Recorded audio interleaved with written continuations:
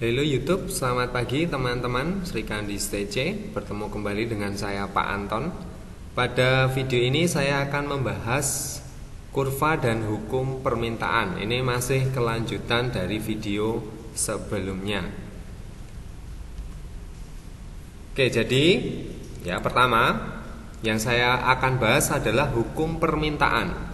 Jadi teman-teman mohon diingat nanti kata kunci di sini ada yang namanya harga atau price dan satu lagi yang namanya kuantitas atau jumlah yang diminta, karena ini adalah bunyi dari hukum permintaan. Nah, sekali lagi permintaan ini dilihat dari sisi seorang konsumen. Ya, sekali lagi seorang konsumen. Nah, bagaimana bunyi hukum permintaan ini? Jika harga suatu barang dan jasa meningkat, maka permintaan akan menurun. Sebaliknya, apabila harga suatu barang dan jasa menurun, maka permintaannya akan meningkat.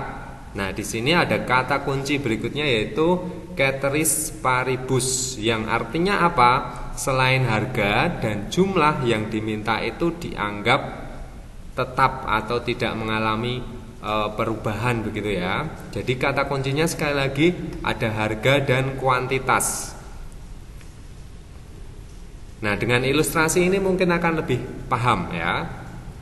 Jadi kalau harga meningkat atau price P itu meningkat, ya, ada anak panah naik artinya meningkat, maka kuantitas atau quantity yang akan diminta itu menurun. Ya, sekali lagi ini dilihat dari seorang konsumen. Saya yakin teman-teman juga akan melakukan hal yang sama. Kalau harganya naik atau suatu barang itu harganya naik, maka jumlah yang akan Anda beli atau teman-teman beli itu akan berkurang. Ya, begitu sebaliknya. Kalau harganya turun, ya, maka kuantitas yang akan diminta itu akan naik. Sekali lagi ceteris paribus ya teman-teman. Oke, semoga paham hukum permintaan ini. Jadi kata kuncinya berkebalikan. Kalau harga naik, kuantitasnya turun. Kalau harganya turun, kuantitasnya naik. Nah, bagaimana cara membuat kurva permintaan? Nah, tentunya teman-teman juga harus memiliki kombinasi harga dan kuantitas. Bisa juga didapat dari fungsi permintaan. Nanti kita harus memasukkan salah satu, ya, price atau quantity ya, atau kuantitas di sini. Nah, dalam ilustrasi ini ya, teman-teman kalau diminta membuat gambar tentunya harus membuat dua garis ya, yang satu garis vertikal itu nanti kita beri nama harga atau P, sedangkan yang horizontal itu nanti kita beri nama kuantitas ya, sekali lagi Q ya. Nah, setelah itu teman-teman membuat kombinasi, misalnya A pada harga 5.000, berarti di sini ya, harga 5.000 ya. Kuantitas yang diminta berapa? 10. Berarti di sini titik ini teman-teman buat kombinasi A ya. Berikutnya kombinasi B, harganya turun 4.000. Nah, maka teman-teman bisa cermati kuantitasnya naik atau turun? Naik ya, seperti hukum permintaan tadi.